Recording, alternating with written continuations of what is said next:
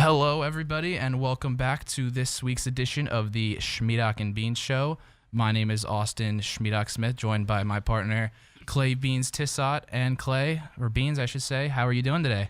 How am I doing? I'm pretty good. Just got an exam back, killed it. So it's a pretty good way to start off my week. Weekend was pretty relaxing. Watched some basketball. Watched my Sixers lose a little bit, but all in all, it was a pretty good time. How about you?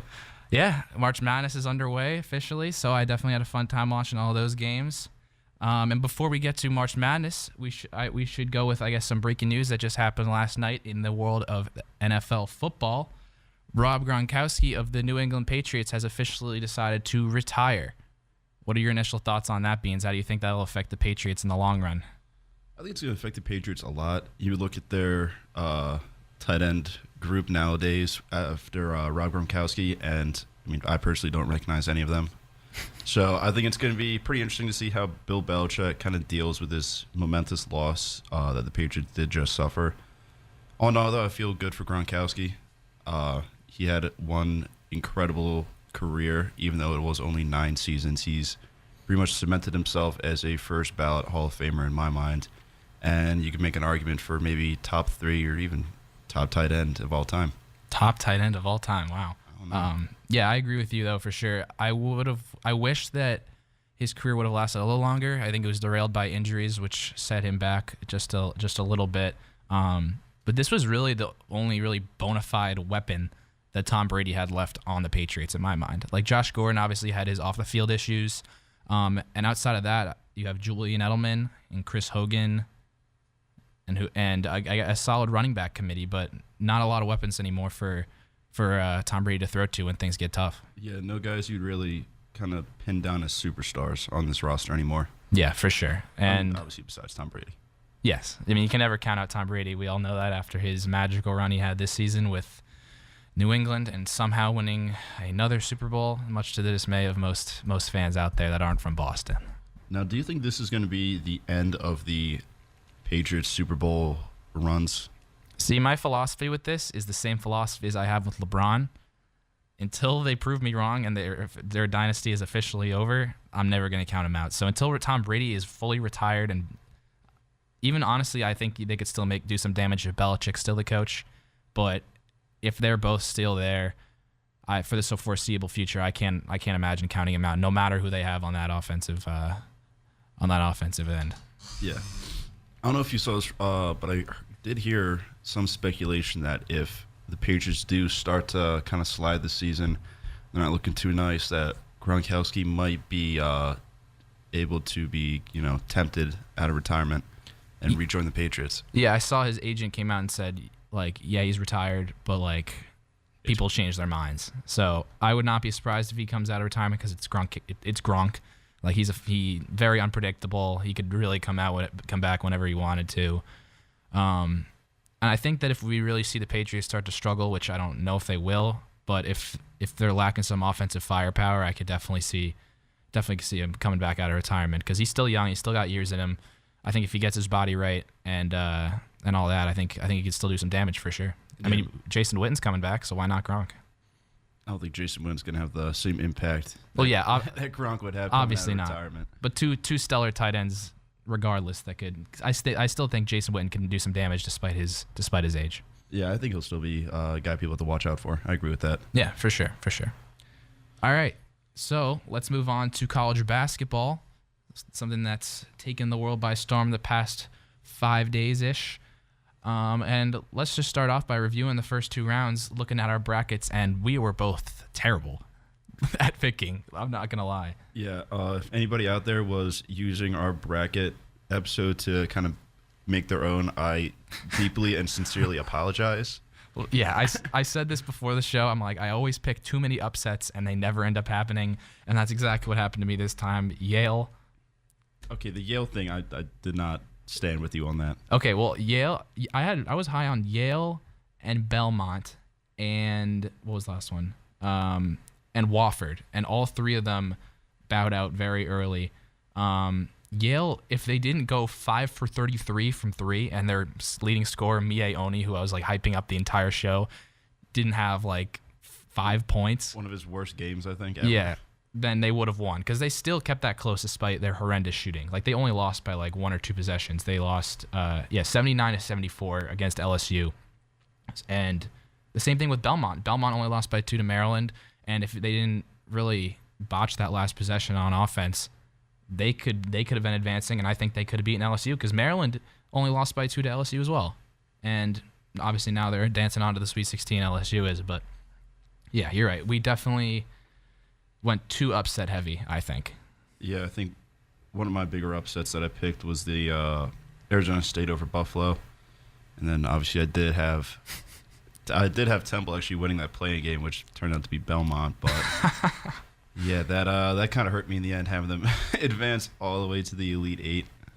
Yeah, not one of my brightest moves. Yeah, no, I had a similar move with Iowa State, who fell to Ohio State, and Syracuse, who they're one of their best or leading scorers, decided to get suspended after I picked them, so they ended up bowing out early to Baylor before they even got to upset Gonzaga. So that was unfortunate on my mind, but I do still have all my final four teams alive, and I have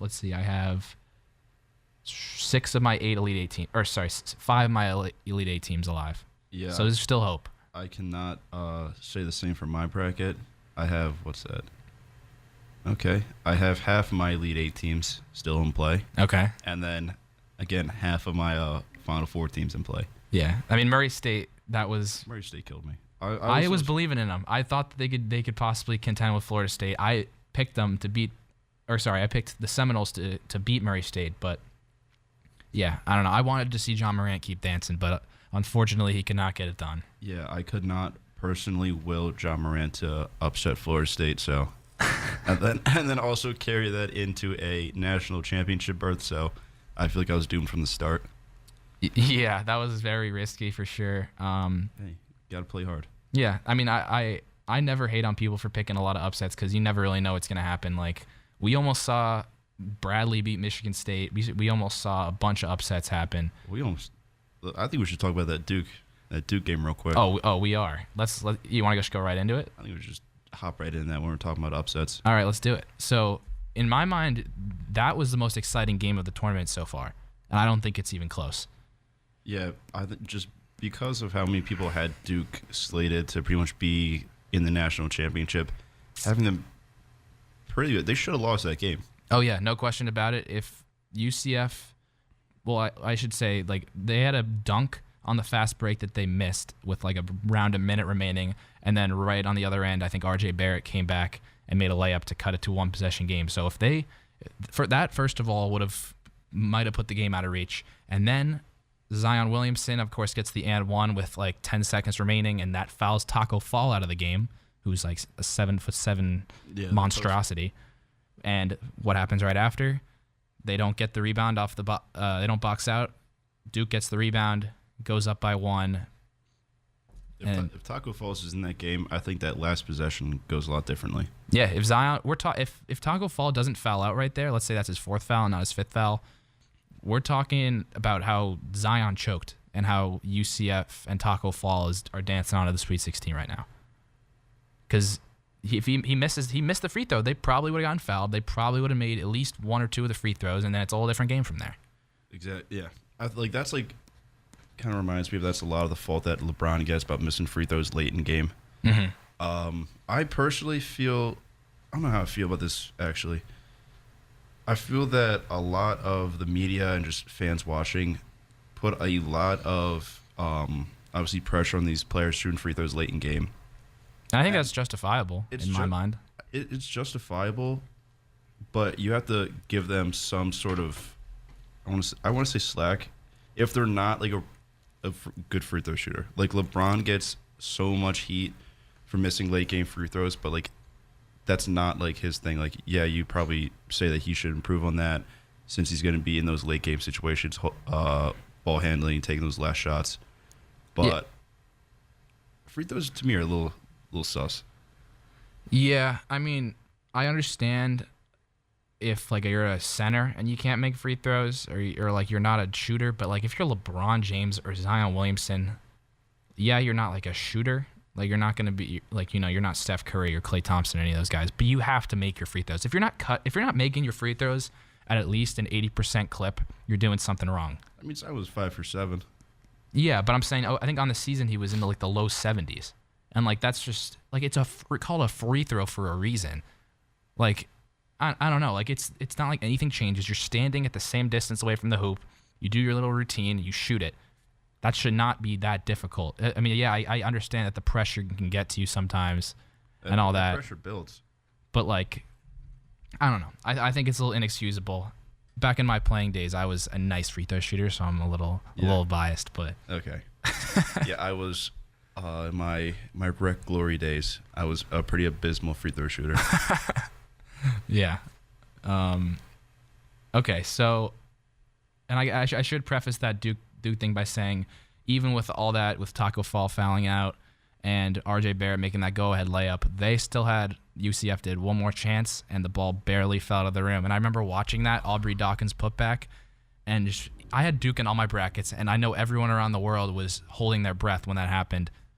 But I still wanted to see the upset, because we hadn't seen one of that magnitude this entire tournament yet. Yeah, like I, at this point, have no allegiance towards my bracket. I just want to see whatever is just more entertaining for the fans. Yeah, 100%. And Aubrey Dawkins had the game of his life. I think he had 34 points that game. You actually transferred from Michigan a couple of years back and has really made a mark for this UCF team. And yeah, I got to say, I was a little disappointed to see that not fall because he was hanging on the rim tantalizingly for so long and just couldn't get it to go. But I mean, I am happy I could still see Zion keep going because he's just an amazing player to watch. Now, since UFC kind of just showed that this Duke team is vulnerable, they can be defeated. How much confidence does it give Virginia Tech in their next matchup?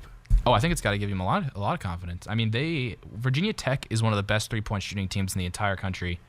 They're, like I said earlier in last week's show, they returned Justin Robinson, who's their dynamic point guard. And Duke doesn't have depth. Like, outside of their starting five, they have Alex McConnell, and that's about it. Like, if Zion's in foul trouble or he's not making his threes, and Cam Reddish has proven he's very inconsistent, that leaves R.J. Barrett, and, like... Yeah, it seems like Zion's... I like the freshmen on this Duke team. They are all very talented, but he seems to be the most consistent player by far. Who? Zion. Oh, yes, no question about it. And they're all... The thing that people, like, forget is, like, yeah, we're, like, hyping up all these freshmen on Duke, but... They're freshmen. Like, this is the NCAA tournament is very unpredictable. Like, these are 18-year-olds. Yeah, these are 18-year-olds. They were born in the year 2000. Like, they are on a bigger stage than a lot of NBA players are pretty much reaching their careers. Yeah. Like, think about that. How crazy is that? They were born in the year 2000. And we're literally picking them apart. Yeah. Just for missing free throw. Like, imagine that. Like, the entire world today would have been trashing Zion Williamson, this 18-year-old kid, for missing a free throw in probably in a stage that I'd say the majority of Americans can't even relate to in terms of the magnitude.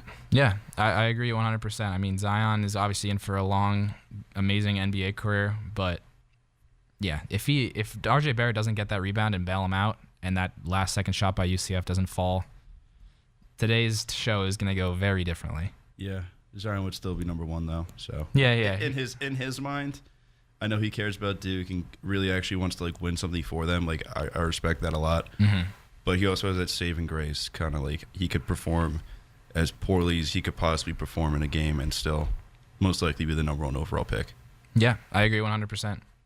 So now that the Sweet 16 is officially set, and there's actually a lot of chalk, a lot of top seeds advancing, which I wasn't expecting. I thought there'd be a little more upsets in the earlier rounds. Wasn't it all number ones, all number twos, all number... Yeah, all number threes. And then Auburn as a 5. Florida State as a 4. Virginia Tech as a 4.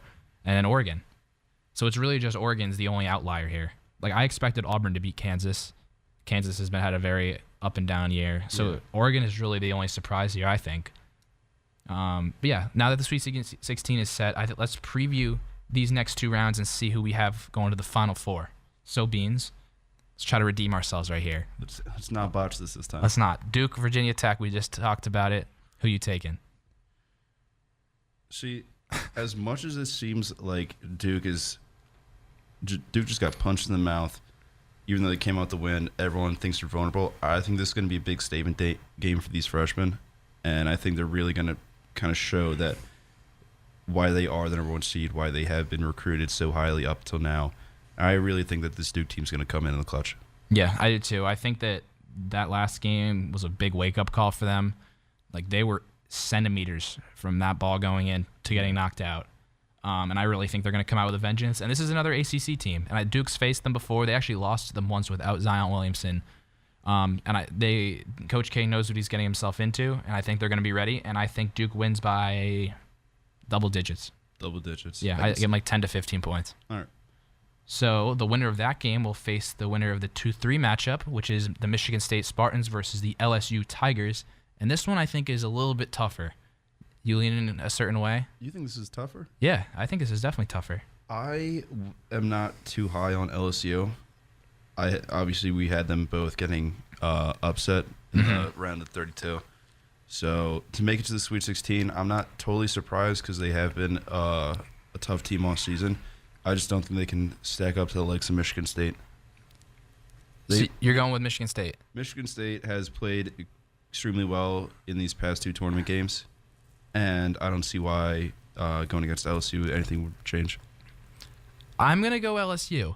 And like you said, I picked them to get upset early, but they've really proved me wrong here. I really like the system that they've employed over the past month or so. Obviously, they won the SEC regular season title. Have not been with their coach, but I think that they're playing with a chip on their shoulder, and I think they're going to beat Michigan State, who did struggle with Bradley, keep in mind. Yeah, and I think Tremont Waters versus Cassius Winston, that's the X factor. That's the big matchup right there. I think LSU's bigs with Big B. Williams and Naz Reid, I think they outperform Nick Ward and Goins. And yeah, I'm gonna go with the Tigers to advance to the Elite Eight and face Duke. What's your how much do you think they're gonna win by? This one I think is gonna be close. I think this is like a 5-point game. Yeah, the spread's right now at -6 Michigan State. Oh really? Yeah. Oh, I'd probably go LSU then. You take the points? I'd take the points right there for LSU. Yeah. Yeah. 6 is a lot for this type of matchup. Yeah, this could really go either way in my mind. Yeah, I would not be surprised if Tom Izzo pulled this one out, but I'm going LSU. Chip on their shoulder. All right. And so I guess Duke, you got Duke, Michigan State, I got Duke, LSU. Yeah. You have Duke going to the Final Four? Honestly, it really depends how they play against Virginia Tech. If they hand it to Virginia Tech with a double-digit lead or a double-digit win like you think so, I do think they'll beat whoever they play, LSU or Michigan State. So you don't think it matters? You think they'll win either way? If it's a blowout against Virginia Tech, but if it's another dogfight, I could see their morale kind of start to drop a little bit, and then that would kind of lead to the stage that would provide Michigan State or LSU to upset them. Mm-hmm. I see what you're saying. I think LSU could very well take it to Duke, but like I said, I can't go against Coach K and the Blue Devils. I think that the UCF game was a wake-up call for them, and I'd be genuinely surprised if they don't make the Final Four. After that, I think it's a different story, depending who comes out of the other regions.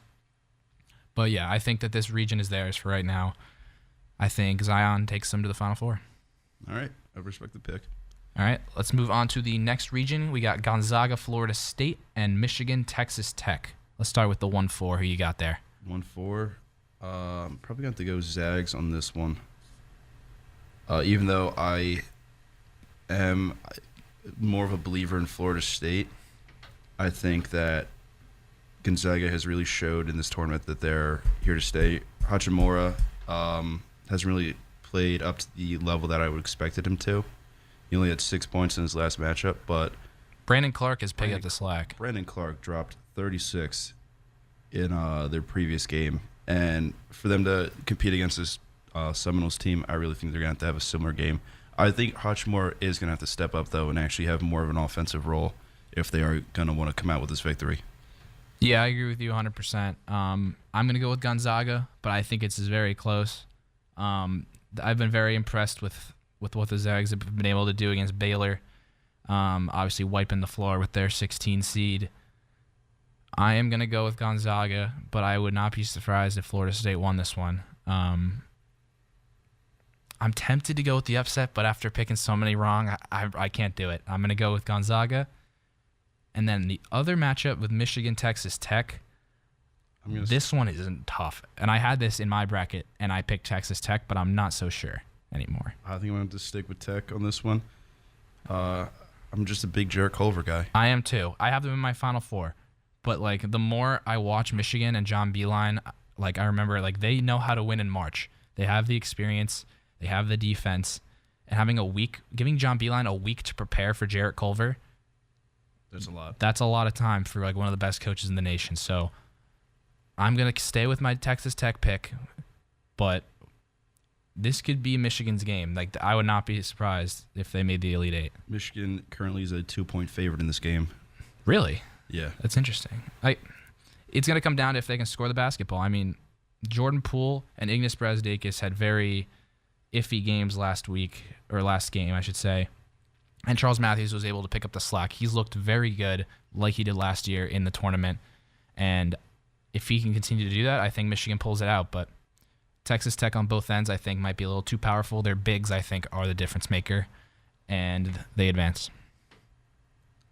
So what's that looking like? It's That's Texas Tech Gonzaga. That's a really tough one for me now. Yeah, I agree. And I'm going to go Texas Tech for the exact same reasons I said against Michigan. I think they got enough firepower to make the Elite Eight, or the Final Four, excuse me. I think Jarrett Culver cements his name in the top 5 of the NBA draft lottery this year, alongside all those Duke freshmen and John Morant. And I have Texas Tech and Duke in the Final Four. I want to do that. I want to do that so bad. There's just something about this Gonzaga team, which, I mean, I counted them out earlier in the season, and just something's telling me that I feel like I got to ride them. Okay, I respect that. Yeah, okay, so let's move on to the next region. We got Virginia and the only double-digit seed Oregon, and Tennessee and Purdue in the 2-3 matchup. Let's start with Virginia. You have them beating the Ducks? I have them beating the Ducks. This region actually is the easiest for me to pick in my mind. I think that Virginia has up to now, they've had a pretty easy run, including this game. So I don't see any reason why this Virginia team wouldn't advance. I agree with you. I was very impressed with Oregon, despite not having Bol in the lineup, what they've been able to do. Granted, it was against Wisconsin and UC Irvine, who aren't exactly two powerhouses, but they've been extremely consistent against both those teams. Yeah. Keeping both to 54 and then scoring respectively 72 and 73. So, I mean, they're not, having these close games. They're having pretty dominant victories, and I think it's going to make this Virginia game interesting. But I want to see what you think on how Virginia's going to fare in this matchup. Yeah, I'm going to go with the Cavaliers just because of a similar reason I picked LSU to make the Elite Eight. I think they still have that chip on their shoulder from losing last year in the round of 64, and I say there will beat Oregon by 10. You love these double-digit victories. Yeah. Well, no, I have the only double-digit victory for me, I think, is Duke, Virginia Tech, and Virginia, Oregon. I think the Michigan, Texas Tech, and the Gonzaga, Florida State will both be close. Yeah. But yeah, I don't know. Virginia, I think, too much firepower. Chip on their shoulder, like I said. Going with the Cavs. Yeah, I don't see this Ducks team really faring too well against them. Yeah. Okay, now let's move to Tennessee and Purdue. And Tennessee almost blew it. Almost blew a 20-plus lead to Iowa and ended up escaping in overtime. They faced the Purdue Boilermakers, who have Carson Edwards, who I thought, when I made my bracket prediction, was erratic and could easily go 1 for 15 and lose to Old Dominion. And he then decided to score 42 points, a career high, and hit 9 3-pointers. So I don't know anything about Purdue, apparently. So who do you have here? I am going to have to roll with Purdue. Okay. I think that Tennessee really hasn't shown that they're a strong tournament team this season. having that close opening round matchup against Colgate, and then, like you said, almost blowing it against Iowa to only come out with a 6-point overtime victory. Whereas this Boilermakers team pretty much dominated Villanova 87-61 in their last matchup, and it does not seem like this Purdue team is going to be going away. One thing I really value in basketball teams is not necessarily their offensive production, but how well that they defend. And this Boilermakers team is keeping opponents to less than 55 points per game. So I really think this is going to be a gritty defensive battle that Purdue's going to come out on top with. Oh, okay. See, I'm never high on Purdue, and I'm still not high on Purdue, despite Carson Edwards having an amazing performance. I like the veterans of Tennessee. I like Admiral Schofield. I like Grant Williams. This is a very complete team that I think could easily win the national championship. Outside of Carson Edwards for Purdue, I don't see a ton of guys that can really take over a game. Ryan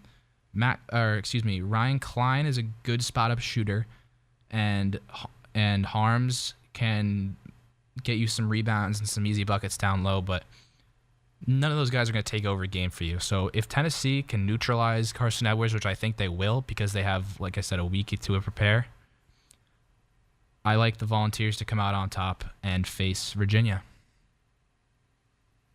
Okay, you got a pretty interesting matchup then. Yeah. Virginia, Tennessee. And this one is tough because I think this could go either way, but I'm going to go with Tennessee. Yeah, I'm going to have to agree with you on that one. More offensive firepower. Virginia, they struggle to score sometimes. The more I look at this, the more I'm unsure. But yeah, I like Rick Barnes to advance to the Final Four. I'm going with the Volunteers. Going with the Volunteers. Yeah. You have Purdue. I thought you had Purdue. Oh no, yeah, you're right. I do. I was about to say, you're hyping up Tennessee, but you don't even have them winning. These are Mondays. I'm not too high on Virginia, so I'm gonna have to go with Purdue. Okay. Carson Edwards show. Yeah. All right. So let's go to the last region: North Carolina, Auburn in the 1-5 matchup, and Kentucky and Houston. Let's start with the Tar Heels and the Tigers. You got anyone there? Yeah, I mean, I think this is going to be UNC's game to win. And I think that Luke May and the Tar Heels are going to be able to pull it out against this Auburn team. Auburn has had a pretty successful tournament so far, beating Kansas, where we said like Kansas really isn't that formidable of an opponent, but it's still Kansas, and they do tend to come through in March. So I think that's a pretty big win for the Auburn Tigers, but I don't really think it's going to be enough to push them past this North Carolina team. I'm going to have to agree with you. Both of these teams are on a roll right now. Of course, Auburn winning their conference tournament.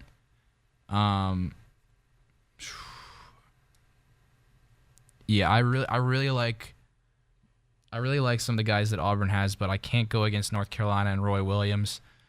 Kobe White and Luke May, I think, are the difference makers, and I like the Tar Heels to advance because of their offense and their defense. And yeah, I think Auburn's luck has just run out. I don't think that they can keep up with the scoring of North Carolina. Yeah, I agree with you on that.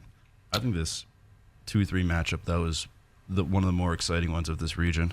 Okay. Who do you have, Kentucky or Houston? See, it's tough for me because is P.J. Washington still, what's his status? I'm going to check that actually right now, but he did not play in the round of 32 against Wofford, so we got to keep an eye out for that. Yeah. That's, I feel like, the deciding factor for this matchup. Because BPI does have them as a 63-37 percent. So the Kentucky is the favorite team in this, but I really think it depends on PJ Washington's availability. So if that's not the case, I really think this Cougars team can pull out an upset. Yeah, the reports are saying that he is expected not to play, and some people say he might not even play the entire tournament. So I think so you're going with Houston if Washington doesn't play. I'm not entirely sure. See, I don't know how that's going to affect the locker room if their highest scoring player even if it's only at 15 points pretty much, is not going to be available with them for the rest of the tournament. Mm-hmm. It really affects how much confidence these players have in their team then. I see what you're saying there. I'm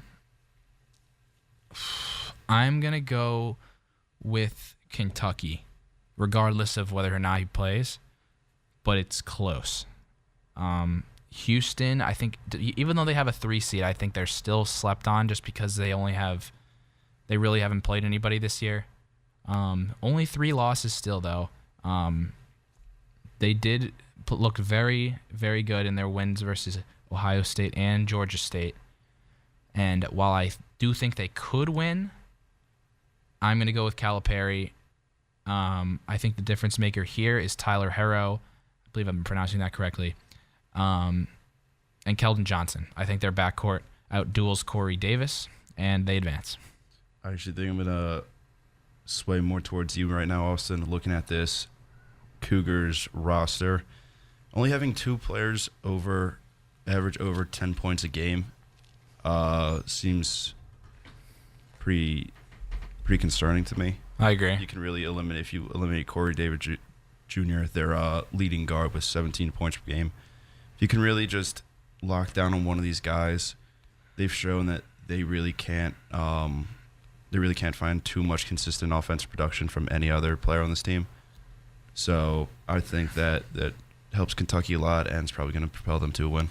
Okay. And then we both have Kentucky and North Carolina, a battle of the 2 blue bloods.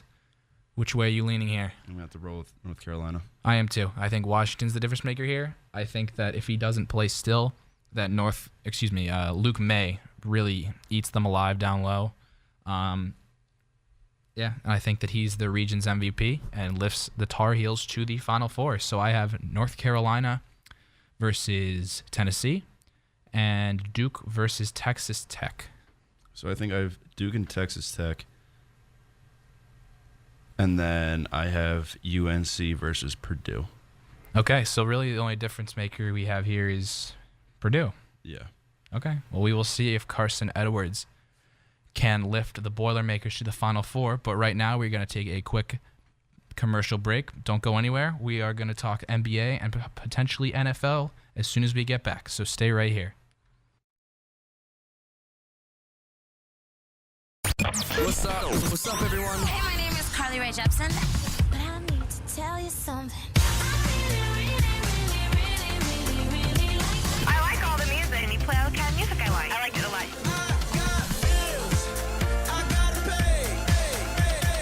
The Lion 90.7 FM. Hi, I'm Austin Smith.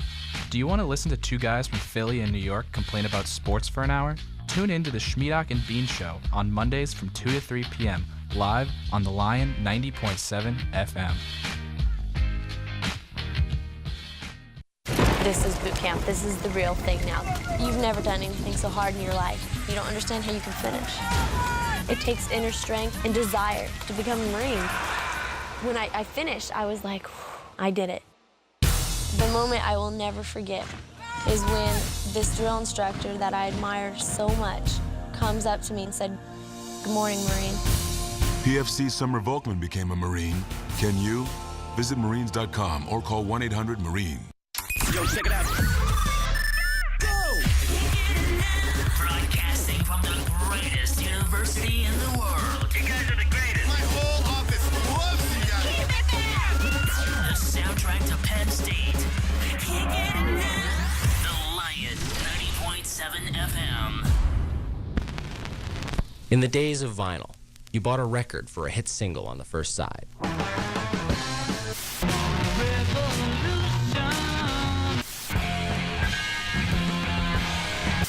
But when you flipped the record over, you heard something different.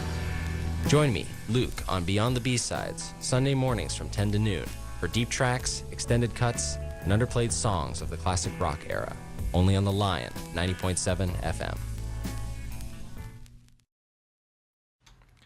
Hello and welcome back to the Shmeedock and Bean Show. I am Austin Smith, aka Shmeedock, joined by Clay Tissot, otherwise known as Beans. And we just talked a lot about the March Madness bracket that has just unfolded over the past few days. But now we're going to move to the professional ranks, where a lot has gone on, and I think some of it has gone unnoticed because of how much hype college basketball has gotten. So let's start off with who other than LeBron James. Him and the Lakers have officially been eliminated from the playoffs by D'Angelo Russell, the former Laker, and the Brooklyn Nets. What are your thoughts on this, Beans? My thoughts, I am so very elated for D'Angelo Russell and the Brooklyn Nets.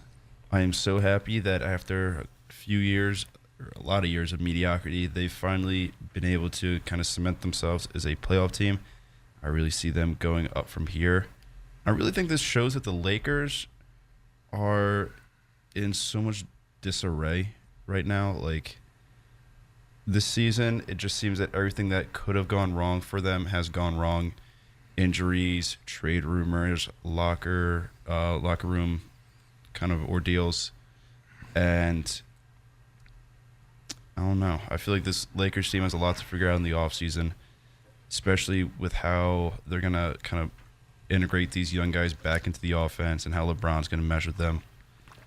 And I don't really see them doing much unless they can get a free agent. And if they don't, it's just going to be more of the same next season. Yeah, I agree with you there, Beans. I think this roster was kind of doomed from the start. I was a little concerned when they decided to sign players like Lance Stevenson and Michael Beasley and Rajon Rondo, and obviously they already had Lonzo Ball, and then you just throw a LeBron in there with basically the goon squad. So I don't know. I thought this was going to be a little bit of a tough locker room to manage from the beginning, and I'm not a huge fan of Luke Walton either, their head coach. Yeah, I think Walton's probably going to be gone after this year. I heard rumors about them hiring Jason Kidd as the head coach. I've heard that as well. That could be an interesting fit right there. But one of the things that I was thinking about recently is, because obviously the Lakers season is over now, so many fans are criticizing him because they're comparing him to Kobe Bryant, who has brought them 5 championships. Is there any way that LeBron will ever be as loved as Kobe in LA, or if so, what does he have to do? I don't see a single thing that LeBron could do that could make Los Angeles fans love Kobe more, or love LeBron more than Kobe. I agree with you, and a big reason for that is it's just not his city. It's not his city. I think LeBron is a better overall player than Kobe, and he will go down as a better player. But for just the Lakers, Kobe's going to be the better Laker. He will be. Yeah, I agree with you there. He will be the better Laker, and everything that went wrong in kind of Kobe's kind of career, his arguments with Shaq, some of the trade rumors that were going on, he kind of still stuck by all these Laker fans and went out on a very good note in my mind, even though they didn't have much success towards the end. He still was there for the team. And I mean, Laker fans are diehard. They love their players and they love Kobe. I don't think that any championships, any accolades that LeBron achieves while in LA is going to kind of change their love for him. I agree. I think that he's going to have to match Kobe's championship total, which is not happening. No way. And what really got me thinking is when LeBron passed Michael Jordan on the all-time scoring list. Yeah. Obviously, it was a big deal, but it was nothing compared to when Kobe passed Jordan on the scoring list. If you remember, they stopped the game. They literally paused the entire game. Everyone gave him a standing ovation. Other players and coaches went up and shook his hand, congratulating him. And there was a solid 5 minutes of downtime just to appreciate his greatness. And I think when LeBron passed Jordan, it was oh yeah, congratulations. And then he just shot the free throw 30 or 45 seconds later. Yeah. It was not you could tell they were not as invested in LeBron as they had been in Kobe.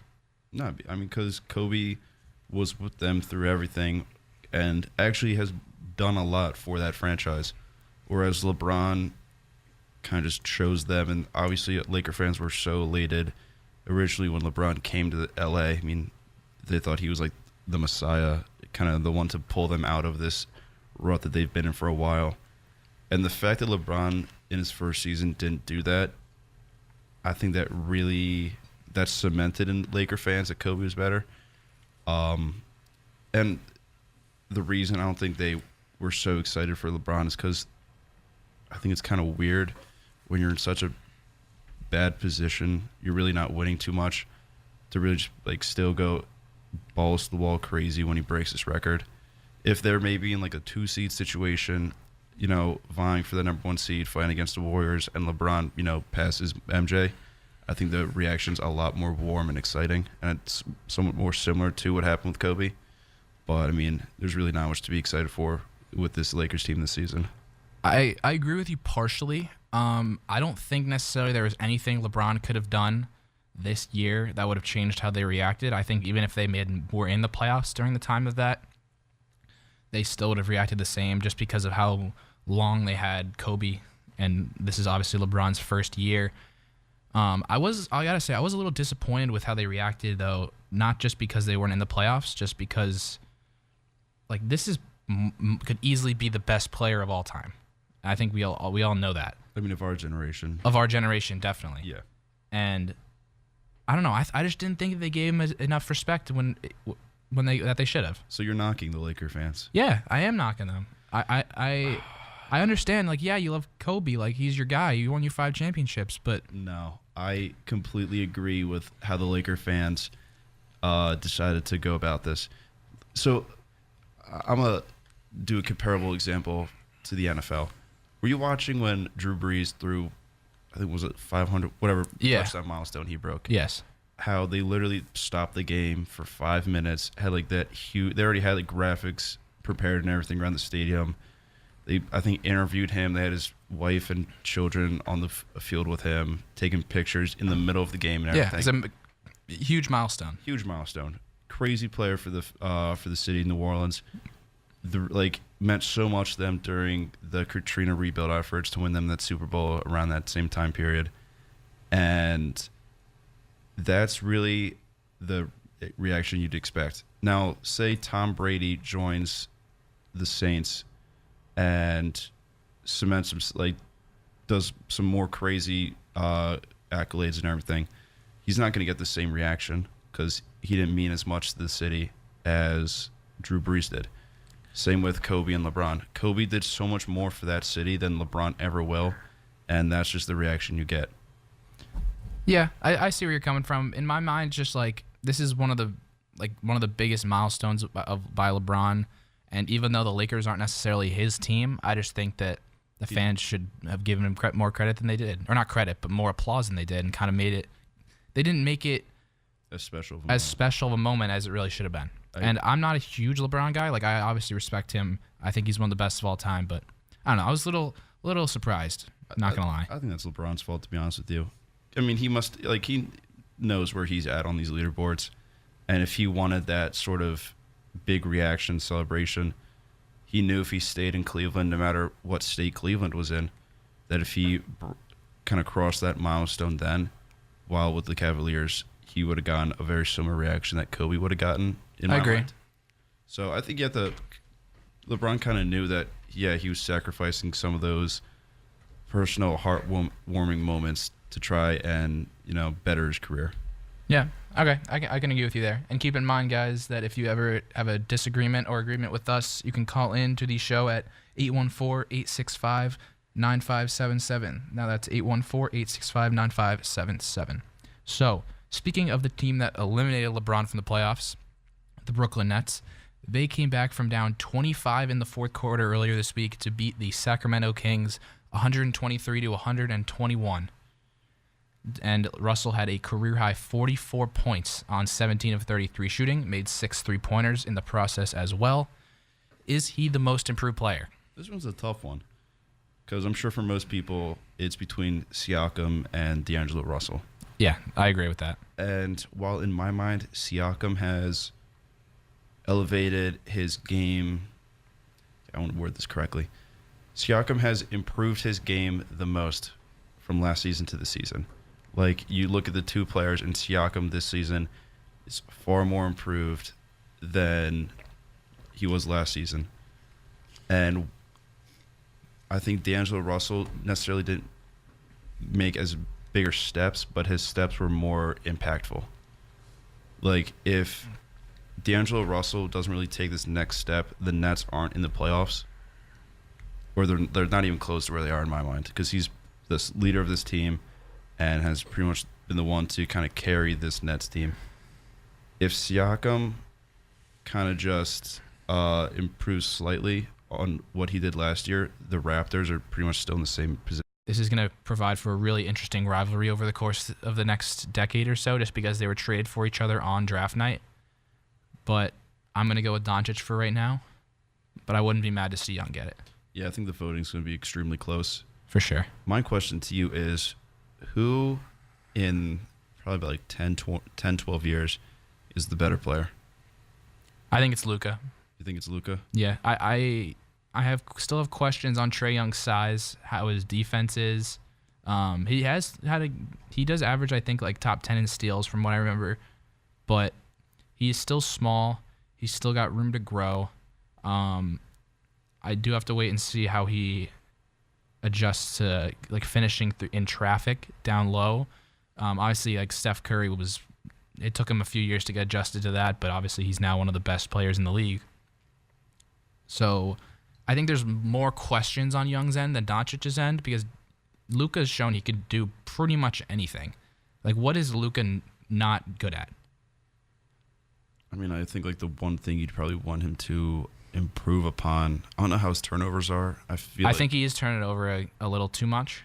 And then I guess he's no more than an average defender. But you're nitpicking a lot at Luka's game. Like, he's, like you said, a pretty complete player right now. For sure. But I personally think that Trae Young has the higher ceiling. Yeah.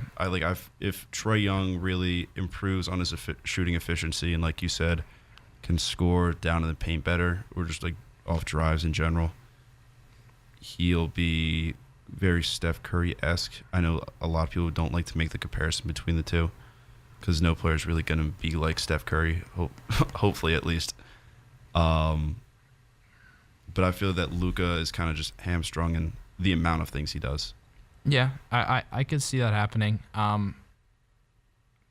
It could really go either way in my mind. I think just because Luka has a bigger frame and has already proven that he could do this time in and time out since the beginning of the season, and he'll probably be paired up with Porzingis for the long run, and who knows, maybe another lottery pick, depending on who they get in the draft this year. I think they'll just have a little more to work with, and we'll have a better legacy come 2029 or 2030.